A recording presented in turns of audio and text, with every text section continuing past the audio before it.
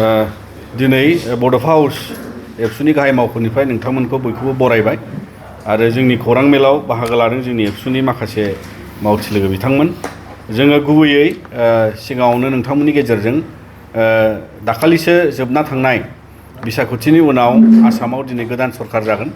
जोङो बिथांमोनखौ गासै देरहानानै सरखार दानो नागिरनाय आरो अपोजिसन थागोन जाय बिथांमोन 126सा एमएलए बिथांमोननिसिम जोङो गाहाम हामलायथि बावहरबाय जाहाथे आसामाव मोनसे गोग्गो दावगाथायजों लोगोसे गुबुन गुबुन जोंनि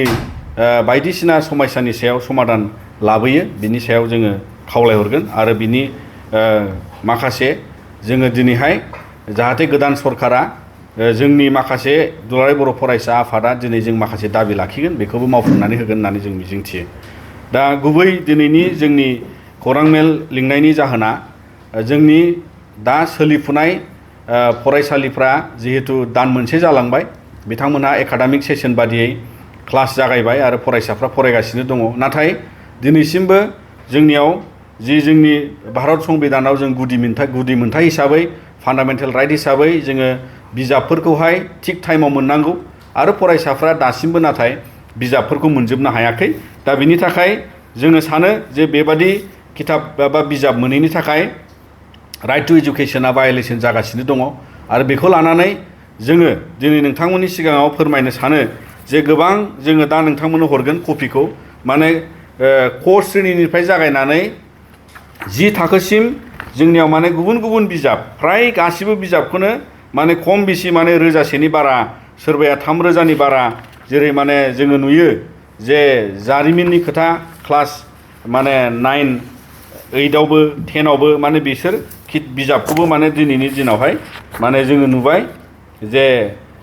सानखान्थिफ्राबो माने 4377 गाहाम बिजाबानो गैया क्लास 9आव। थारमाने जोङो बुजिनो हायो जे बाहाय माने जारिमिनाबो 2945 गैया। दा गोबां फरायसाफ्रानो बे बिजाबखौ मोनहैनो हायाखै आरो बेजों लोगोसे क्लास 10आवबो जों नुयो माने समाज बिगियानखौ लानानैबो बाहाय 1922 माने बे बिजाबा दाबो फरायसाफ्रा मोनाखै। बड' एमाइल आरो फ्राय गासिबो 1 थाखो क श्रेणीनिफ्राय 10 थाखोसिम गोबां माने बेबादि बिजाबनि रिक्वायरमेन्ट दासिमबो दङ। दा बेखायनो जोङो नोंथांमोननि गेजेरजों खावलायगोन आसाम सरकार आरो आसामनि जे school board of school education board जे दङ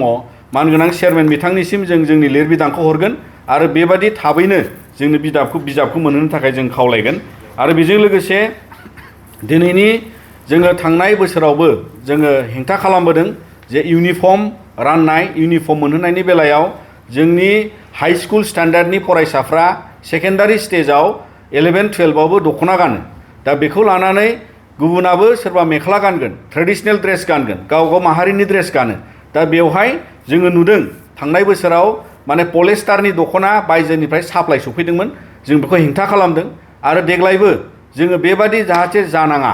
आसाम सरकारा बा एसएसएआ आसामनिया बेखौ जोथोन लानांगौ जे आसामावनो मोननाय दख'ना आसामावनो मोननाय मेख्लाफोरखौ होनांगौ जाहाथे बियो मोनसे गावनि हारिनि माहारिनि मान सन्माननि खोथा दङ। आरो बिनि थाखाय जोङो दिनै खावलायगोन जे आसाम सरकारा खुनु पद्दाय जोंनि दख'ना आरो मेख्लाफोरखौ असनमान खालामनाङा आरो एसएसएआबो बेखौ असनमान खालामनाङा। जोंनि बे ड्रेसखौ गावनि नंगुबै ड्रेसखौ होनांगौ दख'नाखौ होनांगौ आरो दख'नायाथ' GI टेग जानायनि उनाव बियो मोनसे बयजोंबो गनायजानाय मिथिसारजानाय बियो मोनसे बड' दख'ना हिसाबै मिथिजायो। दा बेखायनो इउनिफर्मखौ बेबादि होनांगौ आरो एसामिसनि मेख्ला थायोबा मेख्लाखौबो होनांगौ। बबेबा स्कुलाव सुरिदार होयो सालवार होयो बेखौबो पलिस्टारनि गोबां जायगायाव होनानै जोङो थांनाय बारावबो प्रटेस्ट खालामदों हेंथा खालामदों आरो दाबो जोङो जाहाथे आसाम सरकारा स्कुल स्टेजाव एलिमेन्टारि लेभेलावबो शार्ट होनाय स्कार्ट होनाय बा पेन्ट शार्ट होनायाव जाहाथे फरायसाफोरखौ बेबादि खैफोदाव खोख्लैया मानोना पलिस्टार बा खम बेसेननि बिथांमोना बेबादि जाहाथे जोंनियावहाय फरायसाफोरनो बेबादि ड्रेसखौ दैथाया जों खावलायगोन जाहाथे कटननि मोजां ड्रेस आरो नंगुबै दख'ना आरो नंगुबै मेख्लाफोरखौ जाहाथे हरो बेखौ जोङो खावलायो। आरो बेजों लोगोसे गुबुन गुबुन बिजाबजों लोगोसेयै दा फरायग्रा फरायसाफोरनि थाखाय लेखा लानायनि बेग गुबुन गुबुन आइजेंफोर हरनाय जायो फ्रियैनो जाहाथे बेखौबो थिग समाव हरो जाहाथे फरायसाफ्रा स्कुलाव थांनायाव जेबो उसुबिदा जाया बेखौबो जों खावलायबाय। दा बेजों लोगोसे जिहेतु गोदानै आसाम सरकारा फर्म जासिगोन बिथांमोना बिबान लागोन। दा बिनि उनाव जों खावलायगोन जे आसामाव खालि जाना थानाय बर' मिडियामनि जे फोरोंगिरिनि मासि बा फोरोंगिरिनि पस्टआ जेराव जेराव खालि जानानै दङ बेखौ एलपि निफ्राय पिजिसिम बा एलपि लेभेलनिफ्राय इउनिभार्सिटि लेभेलसिम बिथांमोना बेखौ जाहाथे फुरा खालामनानै होयो मानोना बर' मिडियामनि जे फोरोंगिरिनि आंखाल बे आसामाव गोबां खालि जानाय दङ बेखौ थाबैनो सुफुंनांगौनि थाखाय जों खावलायो। बिनि उनाव बड'लेण्ड सरकारखौबो जोङो खावलायफिनबाय जाहाथे बिथांमोना दा कड अफ कन्डाक्ट जोबनायनि उनाव थाबैनो एबा गोख्रैनो बिथांमोना जि होनो थानाय एलिमेन्टारिनि जे टिचार एपइन्टमेन्ट बाखि माने आद्रा जानानै दङ बेखौ जाहाथे बिथांमोना थाबैनो होयो मानोना दा स्कुला जागायगासिनो दं गोबां फरायसालियाव फोरोंगिरिनि आंखाल बा फोरोंगिरि सासे बा फोरोंगिरि गैयालासिनो गोबां फरायसालियावहाय बेबादि जेंनाफोर सोमजिगासिनो दं बेखायनो जों बड'लेण्ड सरकारखौ खावलायबाय जाहाथे बेखौबो माने थाबैनो सुफुंनानै होगोन आरो गोदान टिचार एपइन्टमेन्ट होगोन। दा बेजों लोगोसे जों मिथिगौ जे दानि जुगाव आर्टिफिशियेल इन्टेलिजेन्स बा मेसिन लार्निंजों फरायसाफोरखौ दावगाहोनांगौ नाथाय जोंनि फरायसाफ्रा जुदि दासिमबो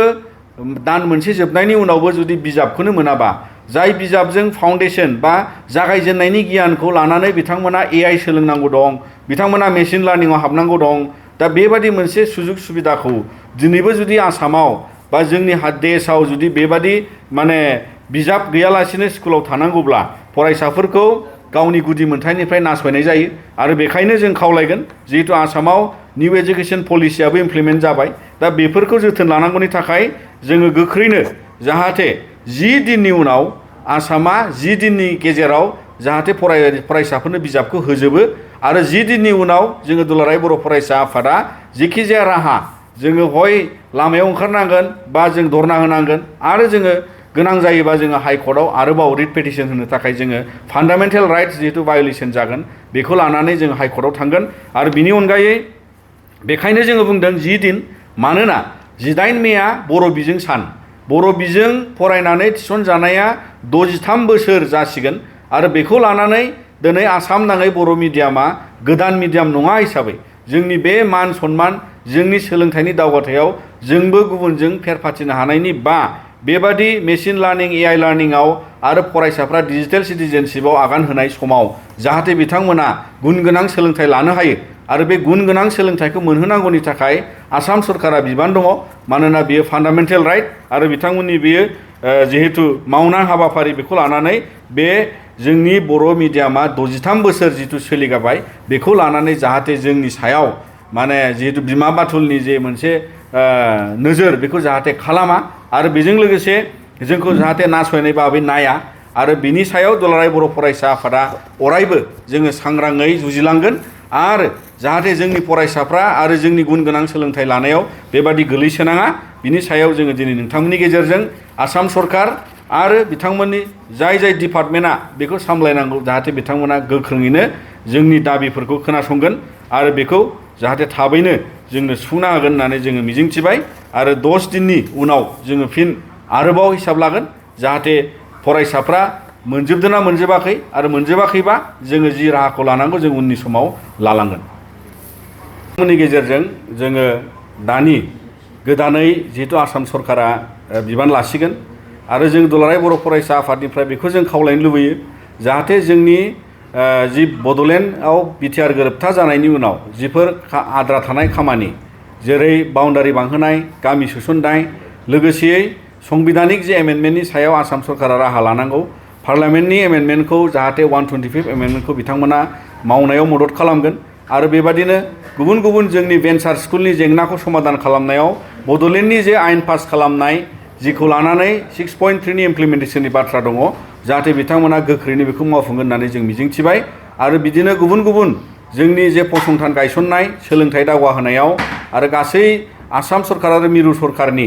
जे बिटिआर गोरोबथाखौ मावफुंनो गोनां आद्रा थानाय जाहाथे बिथांमोना बयबो जाहाथे बड'लेण्डनि आरो आसामनि गासै एमएलए मन्थ्रि जाय बिथांमोना बिबान मोनगोन जाहाथे गासैबो बर' माहारिनि आरो गुबुन गुबुन एनडिएफबिनि जाय बिथांमोननि केस उइथड्रलनि खोथा दङ आरो बायदि बेबादि माखासे जुजिनाय थासारि दंबावो आयेनिक भाबै जायखौ आसाम सरकारा मदद खालामनांगौ आरो जायनि सायाव जोंनि बड'लेण्डनि बा बड'नि जायफोर एमएलए मन्थ्रि मोनगोन बिथांमोना जाहाथे बेफोर बिथिङाव नोजोर बोनानै माहारिनि दावगानांगौनि थाखाय